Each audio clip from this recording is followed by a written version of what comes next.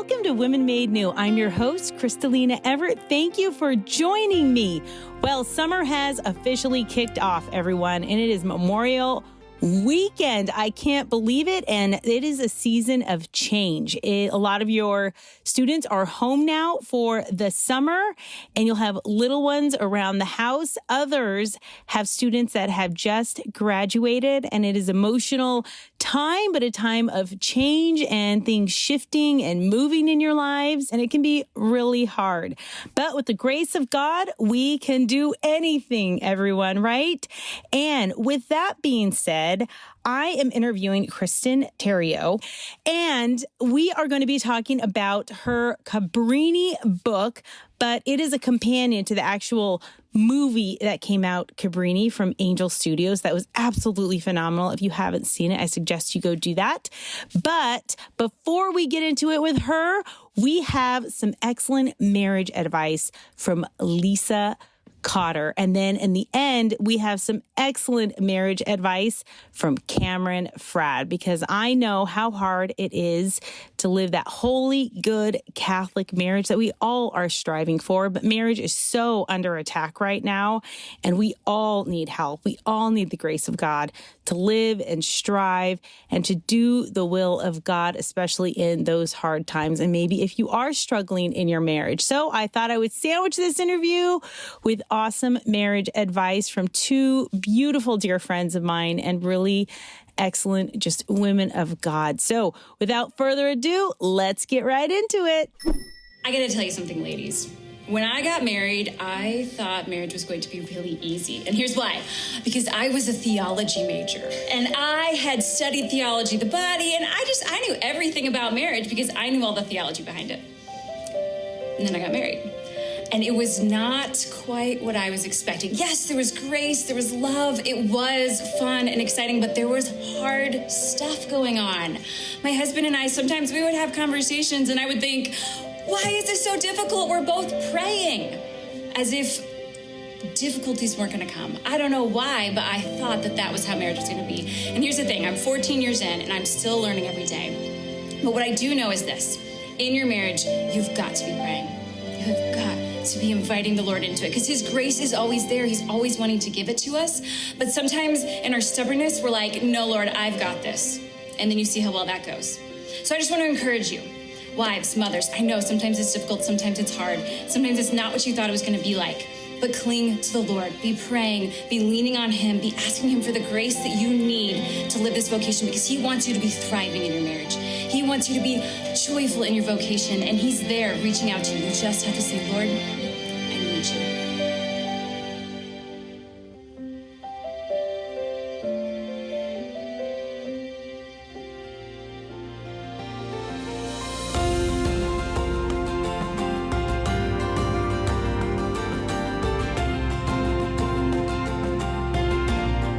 Welcome to Women Made New. I'm your host, Crystalina Evert. Thank you for joining me. Today, we have Kristen Theriault. Thank you for being here, Kristen.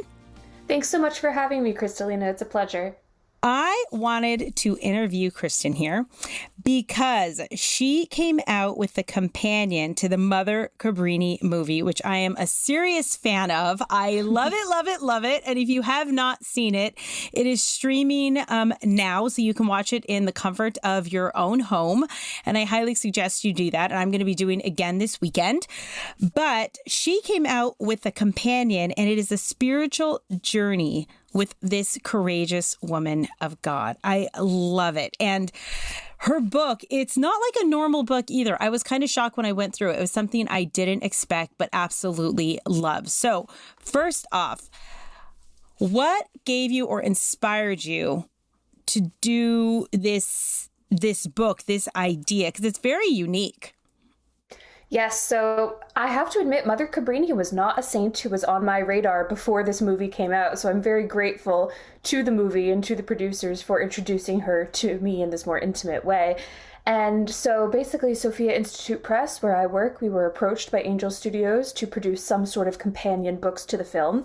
And for me, with a background in history and just how I like to approach the past, I love to read saints, especially in their own words whenever possible. So that is what I was aiming for Mother Cabrini. And because she is such a contemporary figure, she died in 1917, we do have a lot of her writings extant. So I was able to find this wonderful cache of letters that she wrote from her travels abroad, back home to her sisters. So she's really serving as their spiritual mother still in this role, even though she's far remote from them physically. And they were just a treasure trove of spiritual nuggets. So I went through all of them and extracted from amidst the menus on the ocean liners and all of the other day-to-day things that she was recording almost as a diary, some of these more spiritual nuggets that I think would be very helpful and very universal to those who want to get to know her and the themes that really guided her life. And I also did draw from her retreat notes. So she really believed that conversion was an ongoing process. So for someone who was as advanced in sanctity as she was, she never considered herself to be all that holy, which of course we find with all of the saints. They oftentimes think that they're the worst sinners, and it's just, what does that mean for the rest of us? But it's really a testament to their own humility and how they give the credit to God and don't take any for themselves.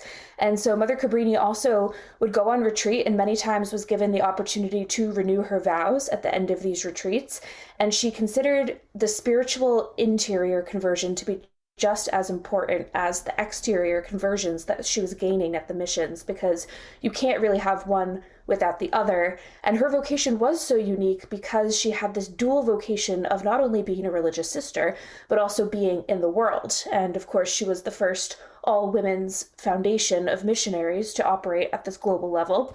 So she had to make sure that her own spiritual garden, so to speak, was tended before she went out to try to convert others. So the book is really an amalgamation of these first-hand direct writings of Mother Cabrini, and it's meant to be not only a companion to the movie, but also a companion for the year. So a devotional that you don't have to read in one sitting, you can take with you to Adoration Weekly, or sit down at one point during the week to really reflect on these deeply. It includes journaling pages for each week of the year, or at least a few room for a few paragraphs at the end of each chapter. So it's something that if you write in your books like I do, you can definitely write in this one and make it your own. So when you say exterior conversion, because we all know what an internal conversion looks like, right? And we feel it, we experience it, we pray to Jesus, we kind of are walking with him. But her exterior conversion, what did that compile? Like, what does that look like? So Mother Cabrini's vocation is really defined by her great love for converting souls. She saw much of the suffering going on in the world, and while her humanitarian work was a large component of what she did, and the physical suffering that she was able to relieve was hugely important, it was really the conversion of souls for their eternal happiness, which she focused on as her main goal. And a quote that I start the introduction with from Mother really illustrates this, where she says, "If the Sacred Heart would give me the means, I would construct a boat called the House of Cristoforo, which means bearer of Christ, to traverse with one community, little or big, so as to carry the name of Christ to all people, to those who as yet do not know him, and also to those who have forgotten him." And her writings are just full of this urgency that the time is short, this earth is in fact temporary, and it's the valley of tears, but our eternal life is what matters the most. And she just had this great charity where she wanted to save as many souls as possible, and that was her motivation. This is where the title of her biography, "The World is Too Small," comes from that great quote, which is featured in the film, where she tells the Pope, "The world is too small for what I intend to do," because Jesus died for all, and she wanted to make sure that every single last one of them made it to heaven. Can you imagine actually having that kind of a mindset where it's just like, it's just this world. It's not big enough, Lord, right? But I'm going to conquer it for you. I mean, how unbelievable. And the spiritual way of thinking that Mother Cabrini had. I can't even comprehend that, right? But she's so close to Jesus, and she knew his power, and she just seemed like she had a great devotion to his Sacred Heart, is at least what I'm picking up from this and in the movie. She did, and she attended a Sacred Heart Sisters school growing up and was greatly devoted to the Sacred Heart her whole life. She actually wanted to join this order originally, but was denied entrance because of her poor health. And we can see how, in the long run, this was actually a good thing in God's providence, because it led her to create her own order, the Missionary Sisters of the Sacred Heart. And her order has this very beautiful seal that's included at the beginning of the book, which is a picture of the Sacred Heart floating over the ocean with 3 missionary ships on their way to convert souls and to bring the love of Jesus to the world. And so many of her writings are full of these beautiful depictions of the Sacred Heart and her love for that particular aspect of our Lord. And she really viewed the Sacred Heart as integral to her missionary vocation as well, because the drops of blood are pouring out of Jesus's heart to fall upon humanity. And she considered missionary work to be actually an extension of Jesus's passion, which it is, and also an extension of the apostolic vocation, because really this is just living up the Great Commission in our modern day. I didn't realize that was her seal. I'm looking at it now, and that is beautiful. I know. Wow, you must have really dived deep. Because so in Colorado, they have her huge, they have a whole shrine dedicated. Mother Cabrini found it, right? And I grew up going there on field trips when I was a little girl with the Catholic school. So every year we were always going up there, we'd drink the water, run around, we'd have mass there. And it was really remarkable. But when I went this last time, and then the movie and just everything, there was this really beautiful new way of looking at Mother Cabrini. And this book and this movie, I think, reintroduce Mother Cabrini to the 20th century. I agree. And she was someone who was on the cusp of modernity as we know it today, because she died in 1917. So this is right on the edge of the tumultuous 21st or 20th century with, of course, the midst of World War I. The Bolshevik Revolution took place later that year. And so she came to America in a time of immense change and industrialization. And really the modern world was being reshaped, and she had to adapt to it.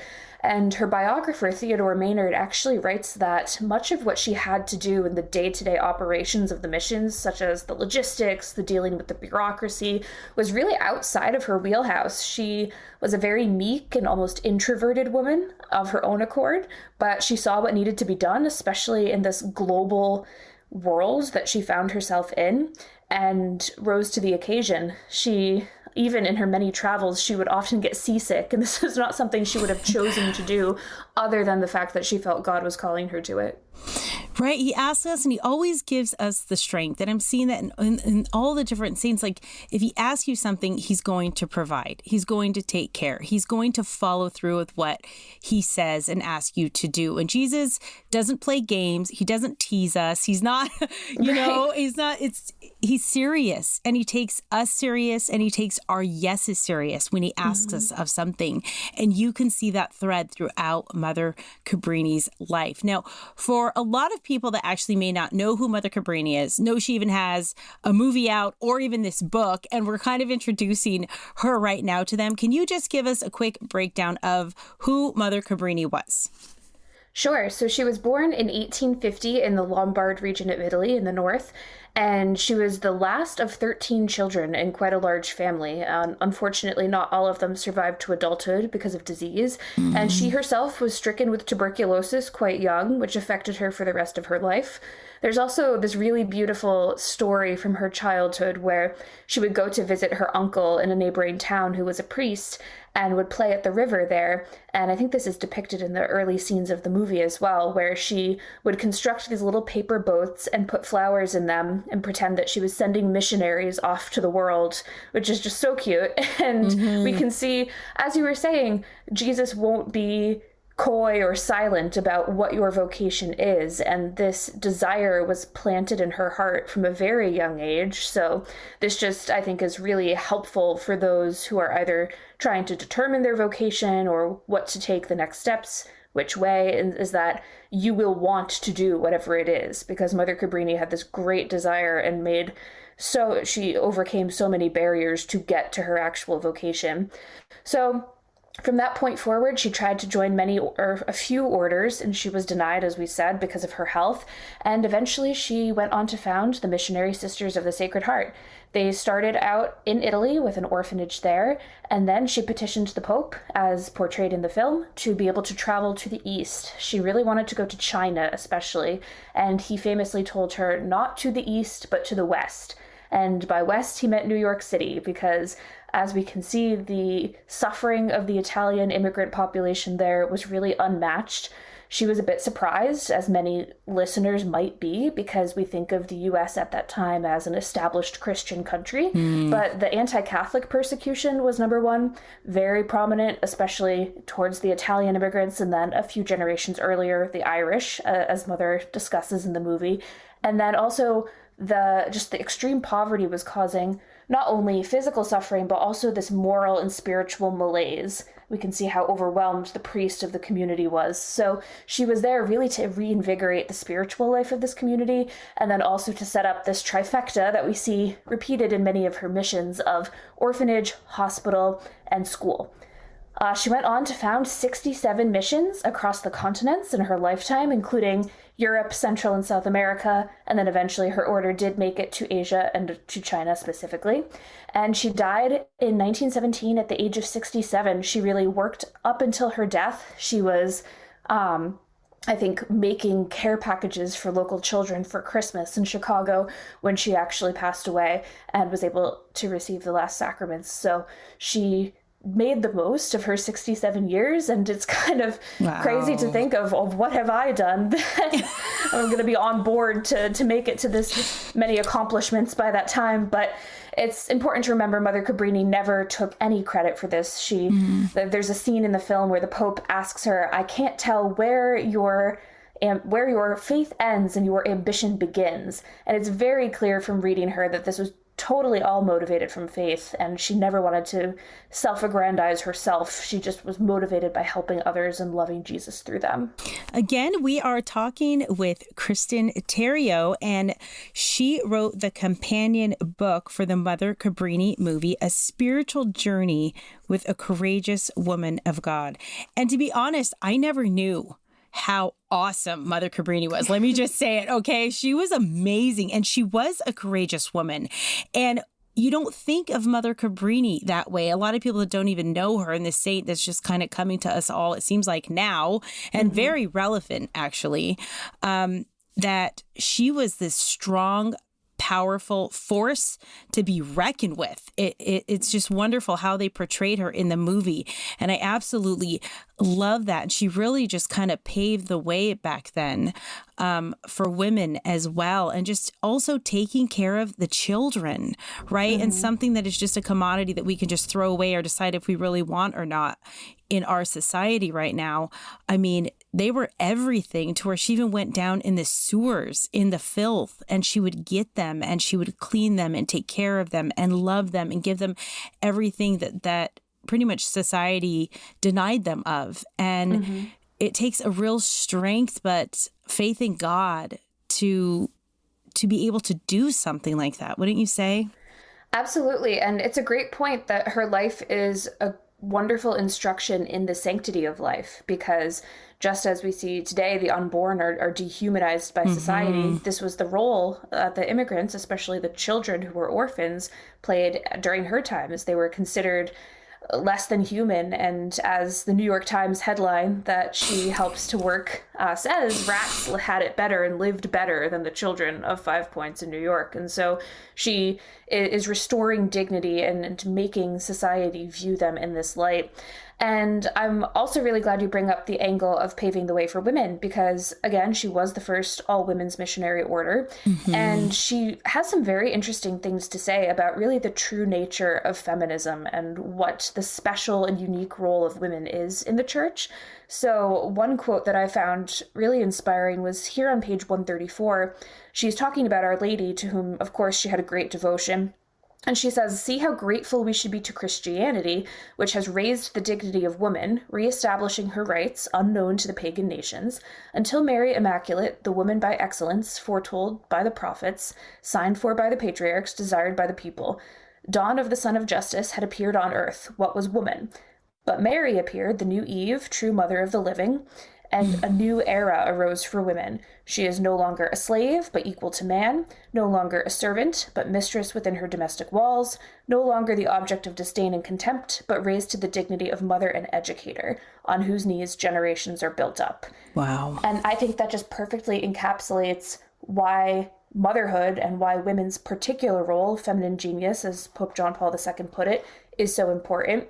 And Mother Cabrini's actions in the film also really illustrate this in an immediate way, because the character named Vittoria comes to mind, who was an Italian immigrant who unfortunately turned out of desperation to prostitution. And when she started helping Mother Cabrini, you can see this amazing development in this salvation arc that she goes through, where she rediscovers her own dignity within the church and what the church teaches her about her own worth. And that is not something that the world can offer. In fact, the world was treating her in the absolute opposite way. And so this really kind of clears up the misconception that many who will throw at us Catholics or at Christians in general that, oh, you're being oppressed by the church, when in fact it's the opposite. And actually women find their true dignity through what Jesus teaches us about our nature. Oh, absolutely. And I love that character. Yes, she was great. And you have such compassion. And so many of us have felt just like that at times in our own way of feeling less than and unworthy and unwanted and unloved and not smart enough or beautiful enough or just no one cares.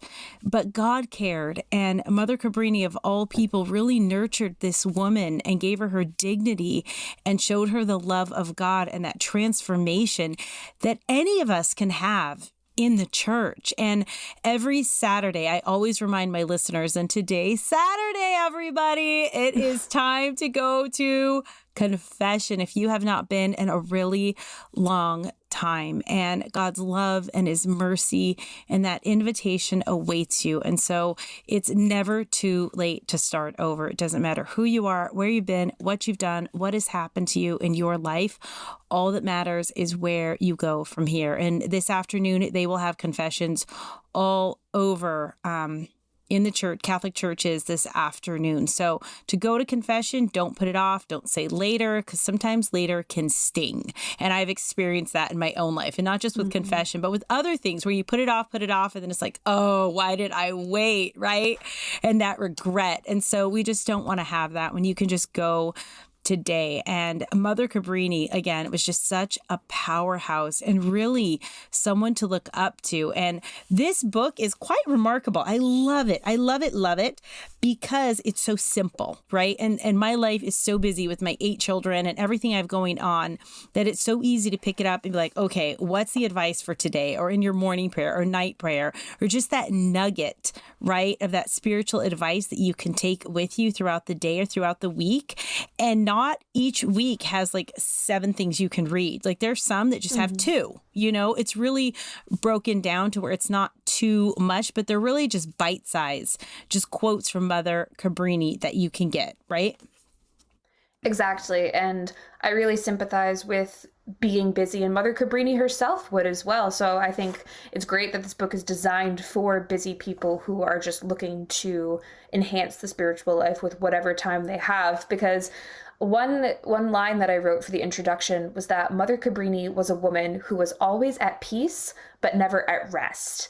And those are different, because she struck this perfect balance between doing a lot for the kingdom of God and being constantly active, but all of that activity was in service of her vocation and was part and parcel of her spiritual life, because again, she had this dual vocation that was both in the world, which required a lot of boring or just daily, so to speak, activities. And really they remind me of Saint Therese's little way, except for many of these actions were more, not more complex, but more intimidating somewhat, like going to argue with the mayor of New York City, etc., things like that. So things that may not come up in our daily lives, but we can see that these were more logistical and business oriented, but they were not a distraction from her vocation. She was doing this for Jesus and for those that she was serving. So I think that distinction is important, because today, oftentimes when we're busy, the prayer life is the first thing to go, right? And our going to confession or making time for the sacraments. And for Mother Cabrini, she was busy, but this was something that she was able to use to feed into the other aspect of her vocation. And so when we are taking on more than we think that we can, I think it's just a good reminder to kind of evaluate that in light of what our ultimate vocation is. And is this serving my spiritual life, or is this something that's truly necessary? And what is really the nature of this activity? Can you speak to almost her discerning process that she had? Because so many people around her were telling her, no, you can't build this. No, you can't go there. No, you can't help those people. No, right? And we see that in the movie, but she was like, no, yes, it's going to be a yes, and I will find a way. And she always seemed to find a way. But there had to be some sort of like really true discernment in the will of God, and knowing it without a shadow of a doubt that she bulldozed almost her way through those obstacles, knowing God is going to make a way, not me, but God is, because I know this is his will. That's a great point. And I think it ultimately comes down to that deep, almost childlike trust in God that she had. So there's one chapter I include on her thoughts on faith and trust. And on page 175, she says, "Let us have confidence, dear daughters, unlimited confidence. And like brave champions, we shall weaken the strength of the enemy and conquer him and make everything rebound to the glory of God." And she took that into her daily life. And her tenacity is really something that's admirable, because I am not someone who is naturally like this. And her ability to just not take no for an answer and trust that God would find a way is something that she had to work at, but she certainly mastered. But again, she also had to balance this with the obedience to church authority that was implicit in her vocation. So I thought that was a really interesting discussion too. The way that was portrayed in the movie was she would sometimes seem disobedient, like she would push back on the archbishop and she would request again and again with the Pope until he came around to her point of view. But there's a point at the end where the bishop actually tells her this is under obedience that you must cease to do this certain activity. And she listens to that.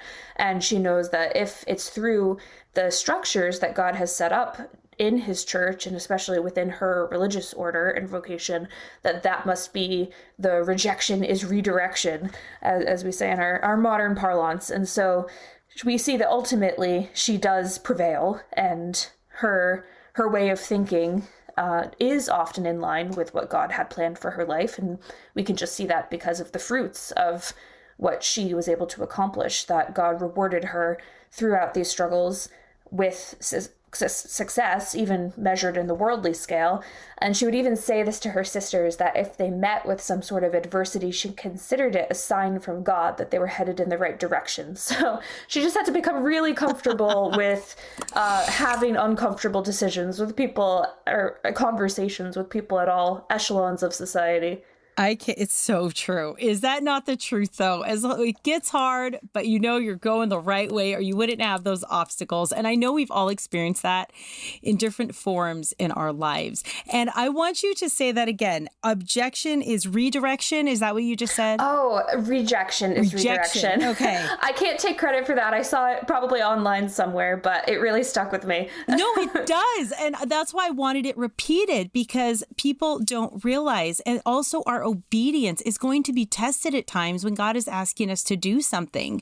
And he wants to see, are you going to be obedient to my will?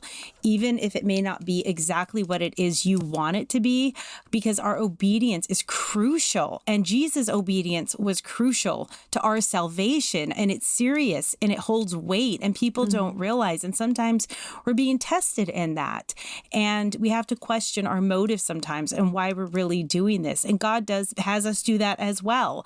And so that moment in the movie was so pivotal, because she had so much going on and she just had to drop it and leave. because he said so. And that was the end. But God was with her and she came back, but even stronger, right?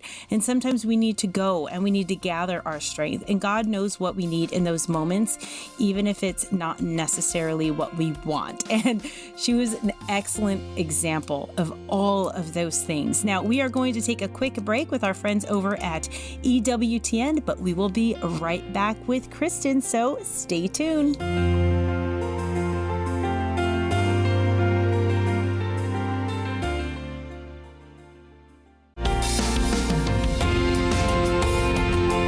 Welcome back to Women Made New. I'm your host, Crystalina Evert. Thank you for joining me. And for those of you just tuning in, I am speaking with Kristen Theriault, and the Mother Cabrini Companion book, A Spiritual Journey with the Courageous Woman of God, is our topic today. And Kristen is the author of that. And there was a foreword by Emily Wilson.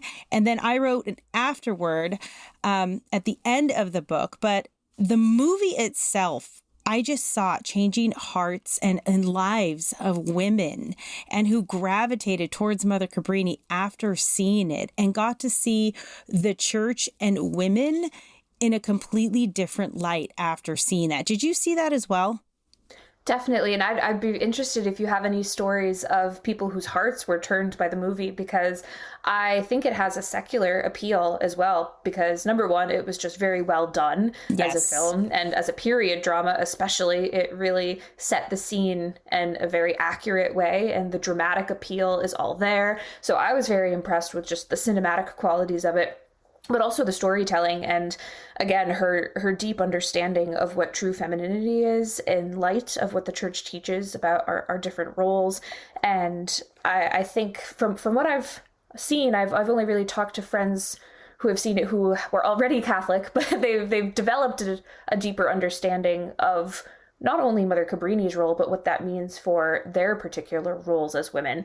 But I would love to find out if this has had any sort of conversion potential, which I'm sure it has. Well, one woman came out of the movie theater because I took a group of women, right? Like, I think there were 30 women, and we all went to a ladies' night, and we saw the Cabrini movie. It was so fun, right? It was so much fun. Yeah. And then afterwards, I was just asking them, and we were talking, and we're hanging out by this fire, and one of them said, Crystalina, I didn't realize that women aren't oppressed in our church. They're actually, God makes you powerful. And you could just see this light bulb kind of going off in her head, right? You could just see her kind of like looking at things just a little differently. And I know she was just diving into Mother Cabrini's story, and it kind of just changed her outlook, which was really beautiful. But then there was another woman who was actually an immigrant, and she came to this country. She was from Ireland. And she said throughout the movie, it just brought tears to her eyes because she so could relate to so many different things that were happening in the movie. Yeah. And then also that courage that Mother Cabrini had to have, right? It was just beautiful. And these women, it touched me so much, but I could just see how much it touched them as well. So it's powerful. And again, I think Mother Cabrini is coming out in our day and age right now because she has such a message for us and such a strength that I think we've lost a little bit. And also in defending life, she's just another advocate for that right now. Absolutely. Well, that's such beautiful testimonies. And I would say for anyone who struggles with this misconception of the church oppressing women, just read any of the lives of the female saints, because most of them were powerhouses in one way or another. And I am really devoted to many of the Roman martyrs, particularly. And St. Catherine of Alexandria is another one whose story, I mean, she was a scholar. She would debate. It was something like 40 pagan philosophers at once, who were probably all men. And, wow. And then was martyred, which is not easy. No. And so Mother Cabrini really brings that charism into the modern day, which of course for us is going to look different, because I love the stories of the Roman martyrs, but their lives are sometimes not as relatable. But you can see with her, she's showing us how to do that and how to stand up for the faith in the more global modern setting. And so while we are 100 years or so on from her lifetime, it's still pretty relevant. It's really beautiful also to see that when you're serving God and you're doing things, God really brings a community around you that helps you And even though you're going through so much and so much is against you, she still had her sisters kind of to go with her on this walk and this journey. And a lot of the times when you're going through a lot, you want to isolate, you want to be by yourself. You don't want to show people the hardships or things that you're going through. But it's also a testimony to the fact that God wants you to have sisters around you when you're going through things. He wants you to have support and love and strength and not to carry these crosses by yourself. And I think a lot of people don't want to show their struggles, don't want to show their weaknesses and that they need help. But I think there's actually a strength in showing your weakness where people can love you and build you up and help you carry that cross that God's asking you to carry, right? Absolutely. And Mother Cabrini, one way that this came through that is even apparent in the movie is her illness and how she would kind of constantly try to hide it so as to not burden her sisters. But of course they caught on and they could tell. And there's a scene where she has to be rescued where she has fainted because of weakness. And then we can see in other parts that her sisters are respecting that she doesn't want to be seen as someone who is sick and unable to work, but they know, and they know how to pick up the slack, and they're supporting her in that way too. And of course, she, in her role as mother, had to get to know her sisters very deeply and to know their strengths and weaknesses, and not to make fun of them, of course, for any of those, but to help them develop and to help build them up and choose particular roles and jobs for them that would actually complement their talents that God gave them. So it's a very vulnerable position to be in. She was with these women 24/7. She would travel with them. And I find travel is often when you're at your most vulnerable. You're just kind of harried and really stressed out and sleep deprived, and she would take care of them in this way. And this is really what she extended to the orphans as well, is just you are safe here and you can be fully seen and understood. Now, you are so well versed in Mother Cabrini's writings. Is there a particular story or something that you read that really just stuck with you, that was really powerful? Yeah, let's see. There's so many, but one that comes to mind is actually her experience on her voyages, because she would often travel, of course, on transatlantic voyages, which were on steamships at this point. So this is mostly the pre-Titanic golden era of ocean liner travel. And she was, surprisingly to me, because I know how much opposition she faced, she was often treated with a lot of deference and respect by the passengers in first class, by the captain, by the crew. She and her sisters would often be invited into the captain's quarters for private dinners with him, which was about the highest honor you could receive on the ship. Wow. And so what was surprised me about that was not only that she had created sort of this aura around her of holiness, and it just commanded respect naturally, and probably through her reputation for her work as well, but also that this gave her entree into another world of potential conversions and reaching souls who weren't necessarily on her radar, because of course she had a great heart for the poor and for the marginalized, but she would never turn anyone away who was seeking some sort of comfort or consolation. So one story that comes to mind is that she made friends with a Protestant woman on board who would just kind of come and eat meals with the sisters and ask very vague questions about the faith, and more so just get to know them on a human level. And at the end of the voyage, Mother made a gift to this woman of a small cross that she could wear. And the lady then said jokingly, "Oh, maybe I'll be a Catholic one day." And that was just out of the blue.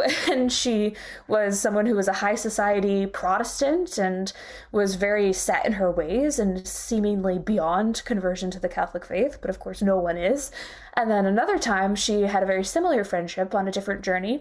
And this woman actually ended up going to Rome to seek out Mother Cabrini's sisters there and learn more about the faith. So it was just amazing that even when she wasn't doing sort of the meat and potatoes of her missionary work, she was constantly looking to introduce Jesus to anyone that she came across. And she really had a knack of being able to convert without seeming that she was very preachy. You know, she would convert through her actions and through her works, as well as not watering down the faith, which is a very difficult balance to strike. And many people are reminded of Mother Teresa and her humanitarian work, and how that ultimately could lead people to Jesus. And so she was also able to reach people who came from various different backgrounds. So despite the language barrier, despite her particular role compared to the socioeconomic status of these other people, she didn't let any of those worldly considerations get in the way, and she really saw everything through the eyes of faith. And so I thought that was a very inspiring way to approach the world, that if we can adopt even some of her zeal and charity, because she always would say one has to be tempered by the other, that you never know what encounter, if it's just a chance conversation, if it's someone seeing you go to mass, or just seeing you boldly live out the faith, what effect that will have. Wow, that's beautiful. Now, you have so many quotes that you can pick from because of this book, and they're beautiful. I love it. I love it. But I want to know, what is your favorite? There has to be one that really just stuck out to you that you love, and I want to know what that one is. Okay, let's see. I have to be careful here. I know, right? I have a section of short quotes at the end, which were kind of some of the snappier ones that I was thinking I could wield. Would make very good Instagram captions, for example. Yes. Let's see. Okay, here's one. The science of suffering is the science of the saints, which I thought was very good. I mean, obviously this is not a revolutionary concept, but her approach towards suffering was something that, because it was so modern, I think is very relatable. Because not only did she suffer in terms of her illness and her physical suffering, but also she suffered these emotional pains of rejection and of being made fun of. Serious. Yes, and just, being sort of this laughing stock at certain points. And she also did not let that deter her. So I think when we think of suffering, oftentimes we just reduce it to physical suffering and think, if I'm not wearing a hair shirt, then I have nothing to offer up. But Mother Cabrini, again, is living in a time that is almost at where we are in our era. And so she experienced some of this more complex suffering that could have been discouraging to her and could have caused her to give up on her vocation. But she had the same attitude that all the saints have ultimately had towards suffering, in that she welcomed it. She got to that point where she was able to welcome it, which is easier said than done. But she was someone who despite the obstacles that it brought, was able to eventually think of suffering the way Jesus did, and to see it as an extension of his own suffering. So that was one that stuck with me.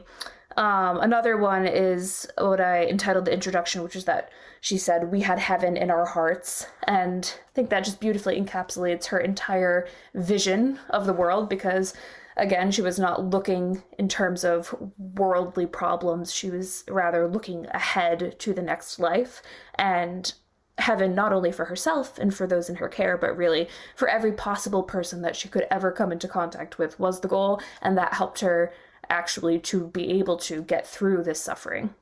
As I think about it and we look at it, that there almost was this martyrdom of character that she had to go through, right? Silently.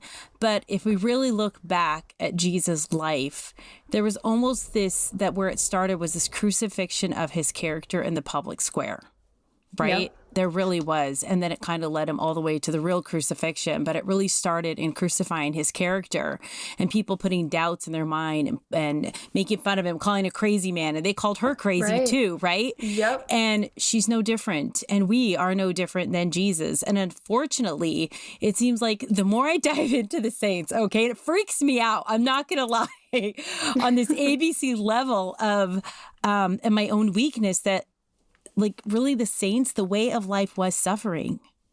That was and is their way of life. It just was integrated so deeply in the essence of who they were, was this suffering and offering it up to Jesus and the Father and the Holy Trinity. It just, they were one in their suffering.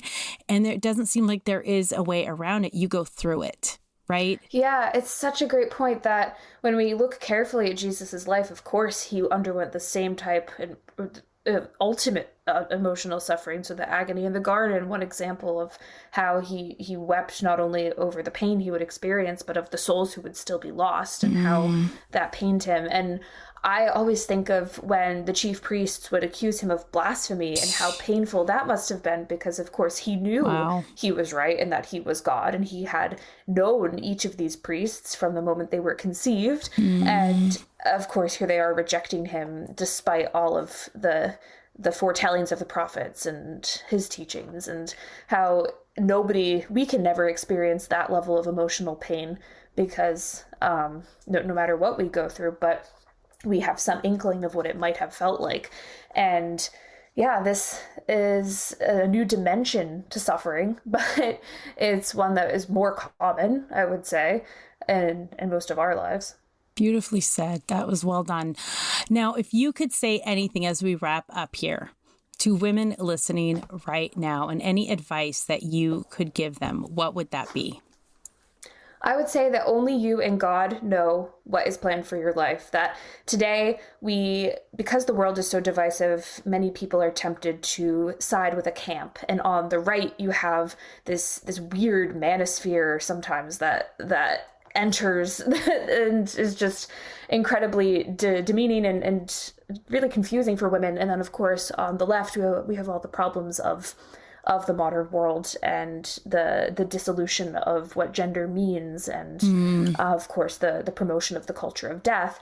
But really, God's plan for you is not to join a camp or to act in a political way necessarily, but it's rather to live out your femininity in the specific way that he has planned for you. And Mother Cabrini's life looked very different than other saints. So her life was not contemplative, it was in the world. She differs greatly from other saints who are equally inspiring in their own ways. But this is the beautiful thing about the saints that speaks to what all of our souls are created in, which is our absolute uniqueness. She was unrepeatable, and so are you. And so many people look at Mother Cabrini and are inspired, but others look at her and are intimidated because they think, I could never do that. I could never pull that off. And I love it. We don't have to be another Mother Cabrini. You can be whoever you are, because your vocation, even if it does turn out to be very similar to hers, will be just different enough that it is uniquely your own. So that's what I would say, is don't look outward or to the culture or to those who even claim to be representing what the church teaches in terms of finding your own dignity, but look within and look to the examples of the saints, and God will show you the way. Well said. Yes, that is what I was looking for. That is Sweet. Beautiful. Beautiful. That is perfect. If people want to know a bit more about you, or they would like to get this book, where can they find that? So best place to go is to the sophiainstitute.com website, where this book, the biography of Mother Cabrini, and also a children's book about her are available. And then keep an eye probably there for my own work. My other book, When the Sickle Swings, is also available at sophiainstitute.com. And we'll see what my next project is. Well, I'm excited, whatever it is. And please let me know. I would love to know over here at Women Made New, and everything that you're doing. Just God bless you. And thank you for writing this book and even further introducing this beautiful, powerful saint to all of us who need her message right now, I would say. So thank you for everything that you do. Oh, thank you so much. God bless.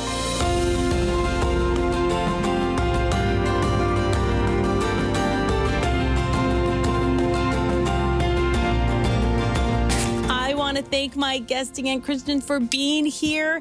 And if you have not seen the Cabrini movie, it is now streaming on Angel Studios, I believe on their app, but you can actually watch it now in the comfort of your own home. So I suggest you do that, maybe even just this weekend. If you want to watch a good family movie, that is a good one, but age appropriate. So make sure it's good. What you think for your youngers. And then also we are going to conclude this interview with some beautiful marriage advice from Cameron Fradd. I hope you all have a wonderful, beautiful, holy weekend. Do not forget to go to confession. And I would ask one favor from all of my listeners out there. If you could please just pray for me for a very special intention, and we can get into that intention next week. But God bless, and know you are all in my prayers.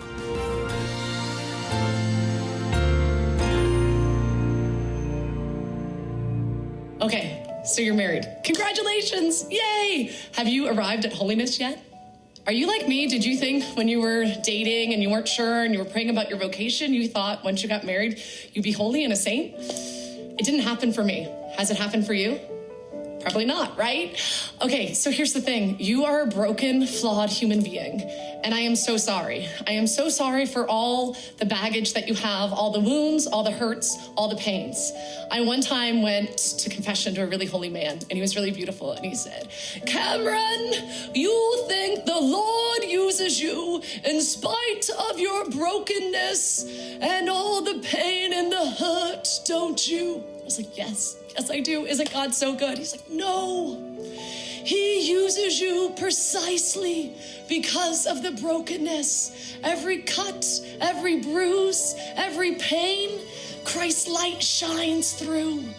Your marriage is going to be broken. It's going to be flawed. Whether you know it now or you're like me and you kind of had to wait a few years and realize what's going on, and that you married a flawed human being and he's going to hurt you. And you're going to hurt him. You need to keep your eyes on Christ. You need to turn to him. And just know that you are not alone, okay? Ladies, you are not alone. I am a broken wife and I have a broken husband. And somehow, by God's grace, he lets us be part of a full family. And we have amazing, beautiful children. And you can have it too, but you need to not think, the Lord did not say, be holy as Instagram. Be holy like your Instagram friend. No, he said you need to be holy and perfect like your Heavenly Father. By God's grace, you can do this, but it's not by being the woman beside you. It's not by being me or Crystalina. It's by you being you. So keep your eyes on Christ.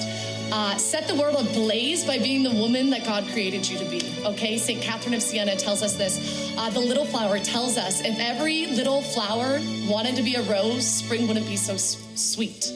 I am not a big, beautiful rose. I'm a broken, flawed lily who gets powder and stuff everywhere. You know, you lily ladies, you know what I'm talking about, okay? You may be a little flower that grows on a cactus, but by God's grace, you put us together and we make an amazing, beautiful bouquet called the feminine genius. I love you, ladies. I'm praying for you.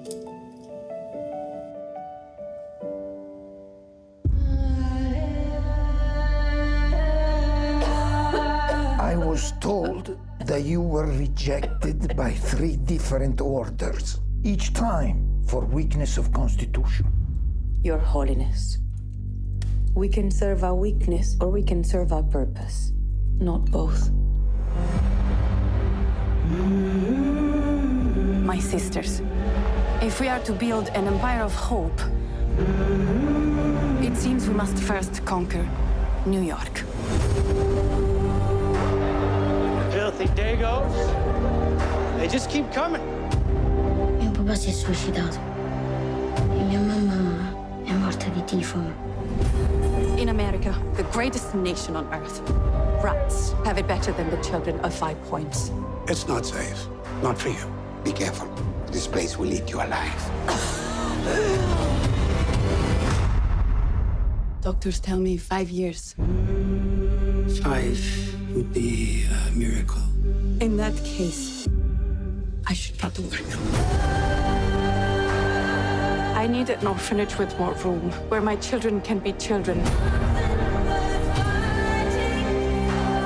I'd like you to keep your crime and your filth out of this neighborhood. The mayor will find a way to get you out. You have an election coming up, do you not? I believe I'm being threatened by a nun. You have swatted the hornet's nest. Get out, Dagos! Go! I built the best hospital for your people and for mine. We have to show America we are all people of dignity. This project is overly ambitious, perhaps unrealistic. We are old, or we die. This is how I learned to live in America. Cabrini, you would have made an excellent man.